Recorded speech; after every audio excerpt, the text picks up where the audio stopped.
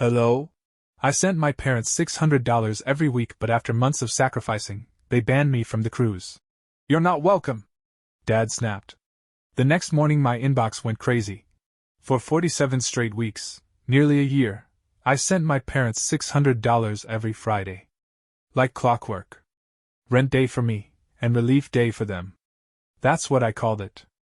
I skipped trips, sold my guitar, said no to birthday parties, and canceled my gym membership just to make sure that money hit their account every week.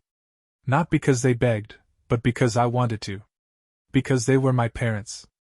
Because I believed they were struggling and I didn't want them to feel ashamed asking for help.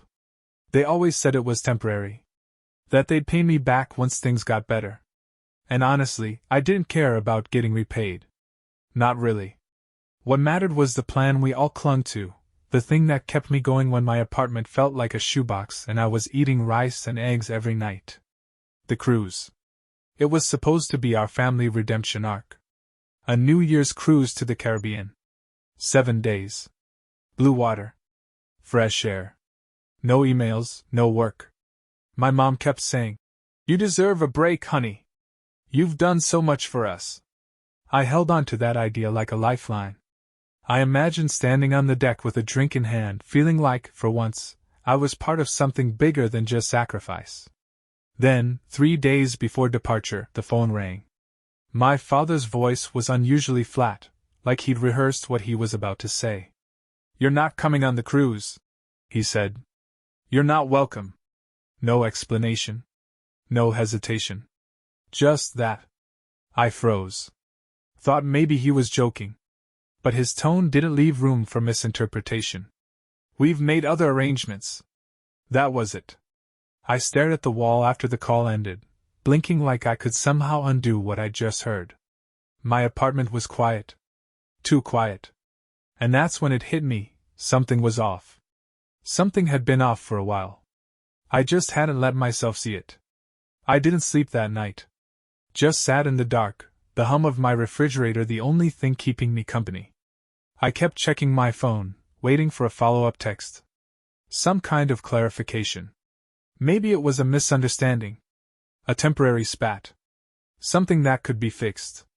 But nothing came. I opened our family group chat. Nothing new. Just old messages about cruise itineraries, dinner outfits, sunscreen brands. All of them peppered with excitement. All of them assuming I'd be there too. I scrolled back further and saw my mom's message from 2 weeks ago. "Don't forget your passport, sweetheart.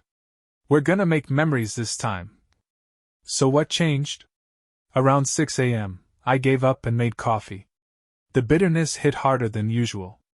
I opened Instagram, habit mostly, and that's when it started. The first post came from my cousin Brittany, a boomerang of a tropical drink clinking against another glass. #FamilyCruise 2025. Then a photo from my uncle's wife, Tanya, her and 3 of my cousins smiling on the deck, ocean behind them, all sun and teeth and sandals. The caption read, "Nothing better than celebrating the new year with family. So blessed." Except, I wasn't in any of the pictures. I wasn't tagged. I wasn't even mentioned. And then, like a flood, the messages came in. "Why didn't you come? Thought you were going. Did you change your mind last minute? Your dad said you just didn't feel like going. We were shocked." I blinked. "What?" "They told people I chose not to come." I replied to one of the messages, just one. "They said what?" The typing dots popped up, then disappeared. Then came the truth. "Your mom said you backed out. She said it broke her heart, but you made your choice." I sat there, phone trembling in my hand, coffee forgotten on the table. That was when I understood. This wasn't a mistake. It was a plan. And I had paid for it. By noon, the pictures were everywhere.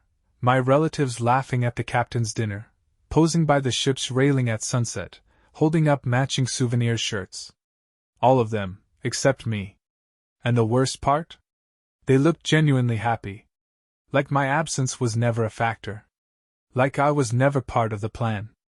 I went back through my banking app. 47 weeks. $600 every Friday. I counted it out, $28,200. Gone. Not counting the bonuses I worked for, the overtime shifts I picked up just to send them a little extra for unexpected expenses.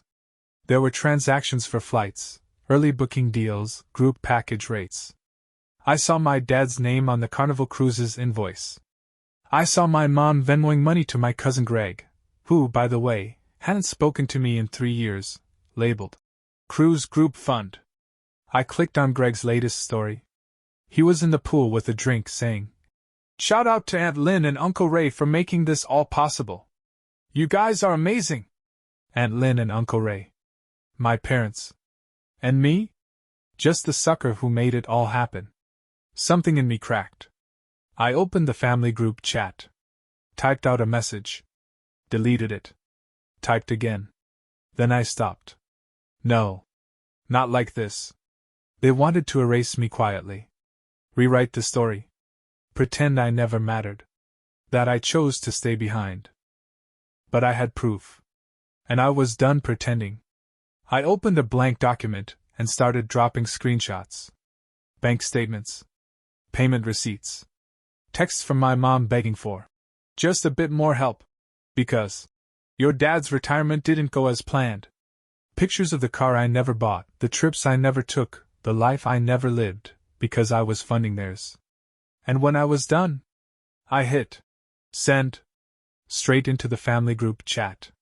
And then, I posted it to Facebook, to Instagram, to the private family page my mom ran where she loved to share recipes and prayer requests. Not for revenge. For truth. Let them explain it now. I didn't stick around to watch the chaos unfold. After I hit send, I put my phone on silent, turned off notifications, and went for a walk. Cold January wind bit at my face, but it felt good, real. Like a reminder I still existed outside of the role they carved out for me. Outside of the ATM they dressed up as a son. When I finally got back home, my inbox was full. Over 200 messages. But it wasn't just from my parents. It was from cousins, aunts, even some of their friends, people I didn't even know they had shown the cruise photos to. Some of them apologized. Some of them were just shocked. But the common thread? They had no idea. Apparently, my parents had told everyone I'd backed out because I was too busy and emotionally distant lately. That I didn't want to be part of the family anymore. That I preferred to work than make memories. But now they saw the receipts. And the truth was impossible to ignore. The comments on the family page started stacking up beneath my post. Wait. You paid for all this? I thought your parents said you didn't want to come? I'm so sorry, I didn't know. This is awful. You didn't deserve this. And finally, one from my cousin Julia. You were the most generous one. And they shut you out. I hope you're okay. That one hit harder than I expected. I opened my text messages and saw a missed call from my mom. Then 5 more. Then one from my dad, which only said, "Take this down." Now. No apology. Just panic. I sat with it for a while. Staring at that sentence. At everything it implied. The image, the control, the manipulation, they were all crumbling, and his only concern was cleaning up the mess. I didn't reply. I didn't need to. I was done. I didn't answer their calls. Not the voicemails begging me to reconsider. Not the texts laced with fake warmth. "Let's talk this out, sweetheart." Not even the message my dad finally sent when he realized he had no power left. "You've embarrassed us." No. You embarrassed you. For years I gave until it hurt. And then I gave more. When I skipped my college reunion because I couldn't afford the plane ticket, I told myself it was okay, they needed me. When I stayed home on weekends, watching my friends post photos from their lives, I reminded myself I was helping my family. That it would all come back around. This was what I got in return. I didn't even feel angry anymore. That part of me had burned out sometime between the second and third cousin's apology message. What I felt now was stillness. Like a room had finally gone quiet after years of noise. I opened my banking app one last time. Cancelled the recurring transfer. Just like that, the lifeline was cut. Then I logged out of the family page. Archived the group chat. Changed the settings on my phone to send unknown numbers straight to voicemail. And after that? I opened a new tab. Typed in a search, peaceful solo getaways near the ocean. It didn't need to be luxurious. Didn't need to be far. Just warm. Just quiet. Just mine. And I booked it. 5 nights. Ocean view. Breakfast included. No one's name on the reservation but mine. It wasn't revenge. It was release. The plane ride was short, but it felt like I was crossing lifetimes. When I landed, I didn't rush. I didn't check my phone. I didn't think about who might be calling or what fresh lie was being spun in my absence. I just stood on the tarmac for a second, breathing in the salt-heavy air. There's something sacred about silence when you've spent years begging to be heard. The hotel was modest but beautiful. The kind of place where the staff knew when to speak and when to let you drift. My room overlooked the water, nothing but open sky and the rhythmic lull of waves slapping gently against the shore. I dropped my bag, peeled off my shoes, and stepped onto the balcony barefoot. I could have cried, honestly. Not because I was sad, but because for the first time in so long, I wasn't trying. Not trying to earn someone's love. Not trying to prove my worth. Not trying to outrun my own exhaustion. Just breathing. Just existing. The next morning, I woke up without an alarm. No deadlines. No spreadsheets. No guilt. I walked the beach with a paper cup of coffee and let the tide foam around my ankles. There were couples, kids, retirees, but I didn't feel lonely. If anything, I felt free. It hit me sometime around noon, lying in a hammock between 2 palms with a book half open on my chest. This was what I had always hoped family would give me. Safety. Stillness. A place to rest. But I had to build it for myself. The clarity didn't come like a bolt of lightning. It arrived slowly in pieces. A man sipping wine alone by the pool. A woman sketching in the sand without anyone asking her what she was drawing. The way people smiled at each other here, not with obligation, but with warmth. That's when I realized I had spent most of my life mistaking duty for love. What I gave to my parents wasn't just money. It was trust. It was time. It was the belief that if I just held on long enough, they'd turn around and see me. They never did. But the ocean did. The breeze did. The sun that warmed my skin without asking anything in return, it saw me. On the 3rd day, I turned my phone back on. Just for a moment. I scrolled past the endless missed calls, the voice memos from my dad that got increasingly angrier, the one desperate message from my mom that read, "Please! We didn't mean to hurt you. Can we fix this?" I stared at it. Then I deleted it. No reply. No explanation. Some truths don't need to be discussed. Some people don't deserve a second version of the story.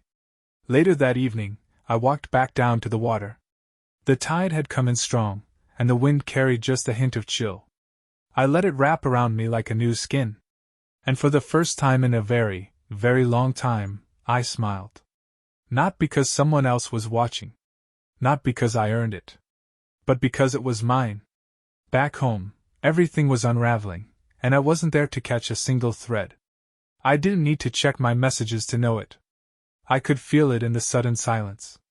The absence of control makes certain people panic. And when that panic hits, they start scrambling for new villains. But this time, I wasn't available. While I dipped my toes in the shallows and watched pelicans coast along the water, my parents were left trying to explain themselves, to the cousins who now refused to look them in the eye, to the siblings whispering about what they did to their son, and to the growing chorus of extended family demanding to know the truth. Because truth has a way of surviving. Even when buried. Melissa, my cousin who used to send me random memes on Sunday mornings, messaged me again. "Just so you know, your mom told Aunt Carol you were unstable. That you backed out of the trip last minute and had a breakdown. But everyone's seen the screenshots now. Everyone's talking." I didn't reply. I just read it, put the phone face down, and let the breeze rock the hammock. Somewhere along the way, I'd become the villain in their story, until I handed the world the receipts. And suddenly, the script flipped. Now, they weren't just liars. They were frauds. Uncle Gary, the most laid back of the bunch, apparently lost it at Sunday dinner. You let your son pay for our cruise, and then you locked him out? Are you proud of that? My cousin Laura texted me a play-by-play. But here's the beautiful part. I wasn't there for any of it. I wasn't there to watch my dad's excuses fall apart. I wasn't there to see my mom's crocodile tears dry up under the weight of reality. I wasn't there when people began unfollowing, blocking, muting, pulling back. And for once, I didn't feel the need to fix it. I was done being the glue, the bridge, the backup plan. That evening, I ordered dinner to my room, grilled fish, tropical fruit, and a glass of wine. I sat on my balcony, barefoot, the ocean dark and endless in front of me, and I made a quiet promise. No more rescues. No more proving. No more love bought with sacrifice. If they wanted redemption, they could find it on their own. My days of patching holes in a ship I wasn't allowed to board were over. And funny thing? I didn't miss them. Not one bit. The sun rose quietly on my 5th morning there. No fanfare. Just light. I woke to the sound of waves tapping the shore like they had something to say but were too polite to shout. I rolled over, no alarms, no buzzing notifications, no dread waiting on the other side of a glowing screen. Just soft linen and sea breeze. That was the first morning I didn't check my phone at all. Not once. I didn't need to. I'd already seen everything I needed to see, the betrayal, the fallout, the scrambling apologies, the excuses disguised as half-truths. I'd seen the family members pick sides and the messages flip from, "Why didn't you go?" to, "We didn't know what they were doing." Some of them I believed. Some of them I didn't. But none of them mattered. I didn't come here to win some moral high ground. I came here to find silence. And in that silence, I finally asked myself a question that had waited far too long for an answer. What would life look like if I only gave to people who didn't ask me to bleed for it? Not out of bitterness, but out of kindness, to myself. So I started slow. I opened a notebook from the hotel gift shop and made a list of things I wanted that had nothing to do with anyone else's comfort. Not goals. Not ambitions. Just wants. Learn how to make good coffee at home. Take one photo every day that makes me smile. Replace my worn-out shoes, not just make them last. Buy a painting for my apartment just because it feels like me. Say no more often. Say yes when I mean it. It was embarrassingly simple. And quietly revolutionary. That afternoon, I walked into a local shop by the beach. A place that smelled like driftwood and orange peel. I bought a hand-painted ceramic mug, turquoise with a tiny crack in the glaze. The woman at the counter apologized for the flaw. I smiled and said, "That's why I like it." Back at the hotel, I packed light. I left behind a few shirts I didn't care for, a book I'd finished but didn't need to carry, and all the expectations I'd once folded neatly into every suitcase. I flew home different. Not hardened. Not cold. Just done. Done trying to earn a seat at a table where my absence was easier to digest than my presence. Done proving I was a good son by way of sacrifice. Done mistaking guilt for love. Done. I returned to the same small apartment. Same thin walls. Same creaky floorboards. But I swear, it all felt different. Like I had made peace with it. Like it was mine, finally. I brewed my first coffee in that cracked turquoise mug and sat by the window, watching the city breathe. I didn't need a call from them. I didn't need forgiveness. Because I hadn't done anything wrong. I just walked away from a role I was never meant to play. The letter came 2 weeks after I got home. Not a text. Not a voicemail. A letter. Handwritten. Like they thought paper could do what their words never did, heal something. It was from my mom. Folded neatly in an envelope with a smudged return address. "We've had time to reflect. We never meant to hurt you. Families go through hard times. We want things to go back to the way they were." She didn't mention the money. Or the lies. Or the moment my father looked me in the eye and said, "You're not welcome." She did, however, underline a line near the end. "It's time to come home." I stared at that sentence for a long time. Time to come home. What home? The one they built without me? The one I paid for but wasn't invited to? The one where my absence made space for distant cousins and old friends of theirs to sit at the table I'd been pushed away from? No. I folded the letter once. Then again. Slid it back into the envelope, not out of nostalgia but closure. And then I burned it. I lit a match in the kitchen sink and watched the edges curl inward, the ink blur and disappear. I didn't do it out of rage. I did it like you'd clean up an old receipt, something that once represented a transaction, but now no longer held value. That weekend, they tried one last thing, a knock at my door. I didn't answer it. I watched through the peephole as my mother stood there in a too-thin jacket, arms crossed, shifting from foot to foot. My dad stayed in the car, engine running. He didn't even bother to come up. She knocked again. Waited. And I let her. Not because I was punishing her, but because I didn't owe her a scene. I didn't owe them a final argument, or a second chance, or a tidy Hollywood ending. The silence was my answer. Eventually she left. She turned back once before getting into the car, as if expecting me to appear at the window, to chase her down, to let the old story restart. But I didn't. I sat quietly at the kitchen table, hands around that cracked turquoise mug, steam rising, heart steady. That was the last time they tried. And I think, in that moment, they finally understood. I hadn't left the family.